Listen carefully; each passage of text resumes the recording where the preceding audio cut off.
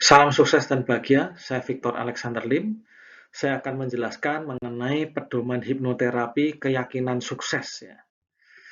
Nah, yang pertama tentang keyakinan atau belief. Nah, Anda pasti sudah belajar tentang siklus kesuksesan ya. Keyakinan itu merupakan hal yang sangat penting dan menjadi dasar dari segala sesuatunya. Ya, tanpa keyakinan yang kuat, Anda tidak akan pernah melangkah kemana-mana. Ya. Selain itu, keyakinan juga akan memberikan kejelasan sehingga Anda bisa melihat arah dan tujuan hidup Anda.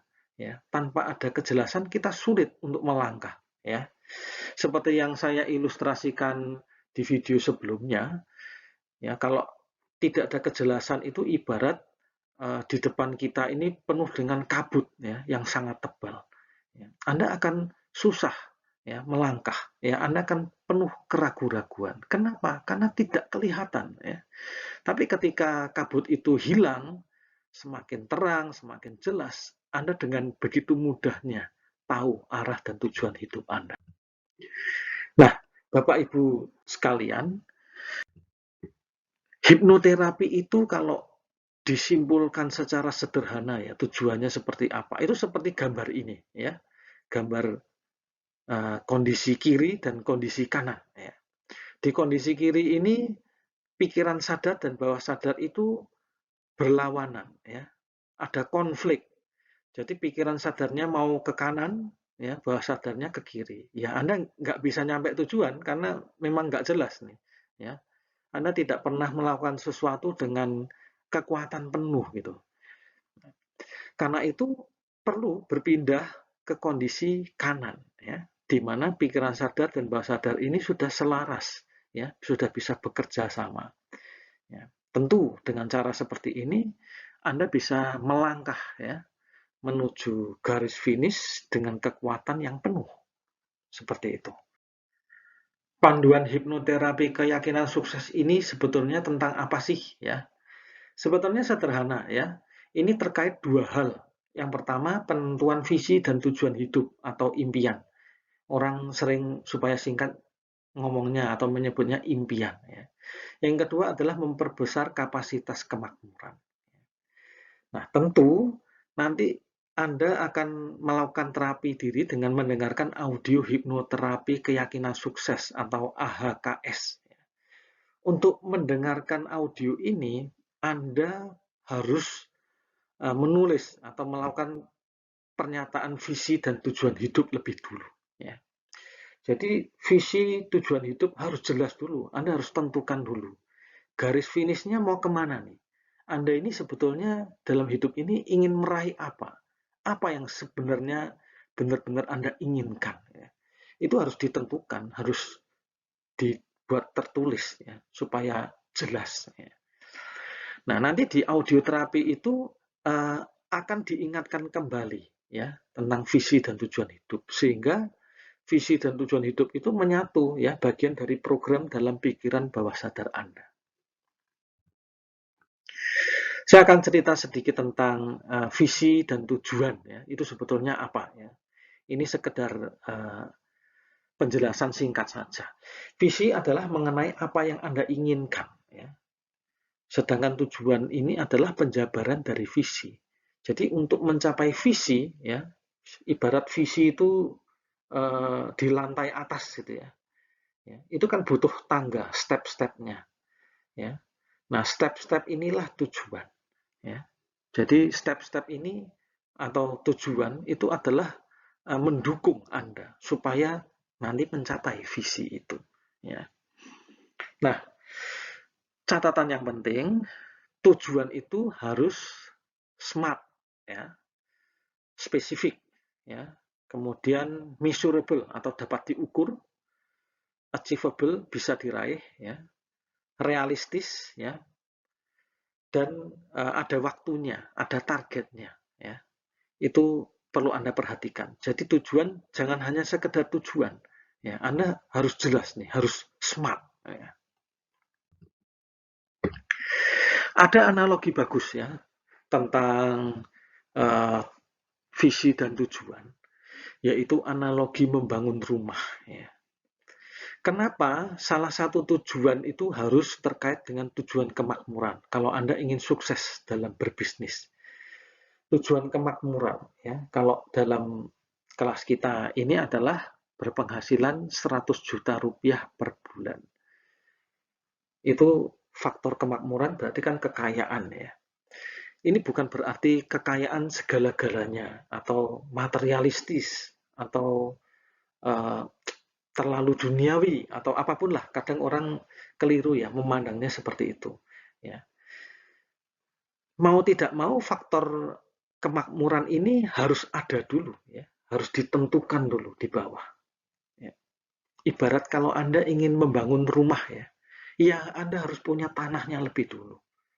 Masa Anda mau membangun rumah dengan tiang-tiang, wah, arsitektur yang tinggi menjulang dan megah, tetapi tanahnya di mana aja nggak jelas, gitu ya. Atau Anda membangun di tanahnya orang lain, gitu ya. Nggak mungkin kan. Anda harus beli tanah dulu. Anda harus pastikan tanahnya itu tersedia. Ya. Kalau Anda ingin membangun bangunan yang besar, ya lihat tanahnya. Kalau tanahnya kecil, ya bangunan Anda tidak bisa besar kan. Kalau tanah Anda besar, Anda bisa bangun. Mungkin bangunan utama dulu. Nanti ada bangunan yang lain. Ya, silakan Anda bisa atur. Jadi analoginya adalah mencari kekayaan, ya. Masalah kemakmuran itu sebetulnya bukan berhenti pada faktor kekayaan. Ya, kemakmuran itu hanya dasar. Ya. Makna hidup kita ini bukan hanya untuk mencari uang, ya. Bukan hanya untuk menjadi kaya raya. Makna hidup itu lebih dari itu, yaitu Anda membangun tujuan-tujuan lain yang lebih bermakna dan lebih berharga. Ya, di sini saya ilustrasikan tujuan kemakmuran itu tanah, bangunan rumahnya, tiangnya, ya, dindingnya, atapnya. Itu tujuan-tujuan yang lain. Ya, Anda harus tentukan seperti itu. Saya akan memberikan 2 contoh ya. Menulis pernyataan visi dan tujuan itu seperti apa supaya Bapak Ibu ada gambaran ya. Contoh 1. Visi ya. Pribadi yang sukses, bahagia, berkontribusi bagi orang lain, terutama dalam ilmu pengembangan diri. Nah, ini contoh ya. Tujuannya, nah ini step-stepnya. Saya ingin menjadi mentor bisnis dan pengembangan diri yang handal. Target tahun 2025. Kan harus ada waktunya, ya, time-nya, targetnya. Menjadi penulis buku laris, target 2025. Ya. Melanjutkan kuliah S2 untuk mendukung profesi. Nah, target tahun sekian. Punya cita-cita lain misalnya, menyokong orang tua, membelikan rumah untuk orang tua, supaya orang tua happy, bahagia di hari tua mereka. Ya, Anda tentukan targetnya. Nah, bagian pentingnya ya, yang di sini saya kasih tanda garis bawah merah ya, memiliki bisnis dengan berpenghasilan 100 juta rupiah per bulan. Ya, ini tanahnya, jangan lupa ya, tujuan sebagai yang mewakili kapasitas kemakmuran harus ada juga. Ya, supaya Anda membangunnya gedung seperti apa nanti lebih mudah. Ya. Nah, ini contoh 1. Contoh 2, ya. Visi, misalkan pribadi sukses, bahagia di dunia dan akhirat. Wah, ini keren juga ya. Pokoknya happy lah dunia dan akhirat. Tujuannya ya, memiliki investasi tanah dan properti tahun 2025. Karena yang bikin visi ini adalah orang yang religius ya, ingin menjadi donatur, membantu anak yatim. Nah, target tahun sekian. Atau ingin naik haji atau umroh ya bersama keluarga, orang tua, Anda tentukan. Ya, Anda tentukan apapun tujuan yang menjadi keinginan ya, cita-cita Anda. Yang paling penting jangan lupa yang saya garis bawahi ini ya, warna merah, tujuan terkait kapasitas kemakmuran ya, yaitu memiliki bisnis dengan berpenghasilan 100 juta rupiah per bulan. Ya. Oke, 2 contoh ini moga-moga Anda jelas ya, bisa membantu Anda untuk mulai menuliskan visi dan tujuan hidup Anda. Nah, jika Anda masih bingung tentang menulis pernyataan visi dan tujuan hidup, Anda bisa konsultasikan dengan admin pendamping Anda, ya, anggap beliau sebagai mentor, ya, fasilitator, membantu Anda. Nah, karena gimana pun admin pendamping sudah ada pengalaman sebelumnya, jadi beliau bisa mengajari Anda dan membantu Anda. Nah, setelah Anda tentukan visi dan tujuan, Anda tulis, ya, dalam kalimat yang rapi, ya. Nanti di audio hipnoterapi keyakinan sukses atau AHKS, sebelum mendengarkan audio, Anda diminta untuk mereview, membaca atau mengingat kembali visi dan tujuan hidup Anda. Ya, tujuannya biar ingat dulu, ya, supaya nanti ketika pemrograman pikiran bawah sadar dalam ketika mendengar audio itu, Anda sudah tahu, ya. Anda sih tinggal nyantolin aja visi dan tujuan hidup supaya memastikan terprogram dalam pikiran bawah sadar Anda. Nah, ketika Anda mendengar AHKS, ya, cara mendengarnya sederhana. Anda bisa ikut 6 hal ini, ya. Pertama, Anda cari tempat yang nyaman, tidak banyak keramaian, ya. Jangan yang ramai, karena kalau ramai distorsi akan mengganggu, ya. Karena ini kita nggak main-main, ingin memprogram pikiran bawah sadar, jadi benar-benar kita jaga supaya sangat efektif, ya. Yang kedua, Anda bisa mendengarkan dengan posisi mata terpejam lembut, ya, pakai earphone, ya. Ini tidak keharusan sebetulnya. Kalau tempatnya sunyi, ya, nyaman, tidak banyak gangguan, ya, nggak perlu earphone, nggak apa-apa, ya. Tapi kalau agak rame, ya, mungkin suasana rumahnya kecil, sedang ada aktif, Anda pakai earphone, ya, supaya tidak ada gangguan yang lain, ya. Yang ketiga, selama mendengarkan audio ini lebih baik posisi duduk, ya.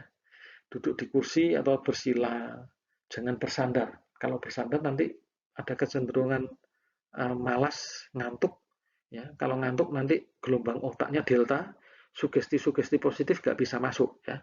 Tujuan kita ini supaya gelombang otak alfa dan theta, jadi jangan sampai bablas ketiduran. Yang keempat, dalam mendengarkan audio, ya, Anda rileks, santai, dan pasrah, ya. Anda tidak perlu berkonsentrasi penuh seperti itu, ya, nggak perlu. Jadi Anda santai aja, seperti, ya, mengalir aja, seperti Anda nonton bioskop atau mendengar cerita, ya. Kadang kan berkeliaran, ya, lihat kanan kiri, ada proses berpikir gitu, ya. Tapi selama enjoy, relax, mengalir, it's okay, itu sudah bagus, ya. Karena ketika Anda relax, santai, pasrah, Anda sudah alfa itu sebetulnya, ya. Kemudian bagian yang penting, jangan berpikir bahwa kata-kata yang ada dalam audio itu tidak berguna, ya. Wah, ini cuma kata-kata. Oh, ini apa bisa sih Anda kritis tapi malah mempertanyakan hal-hal yang tidak perlu sebetulnya.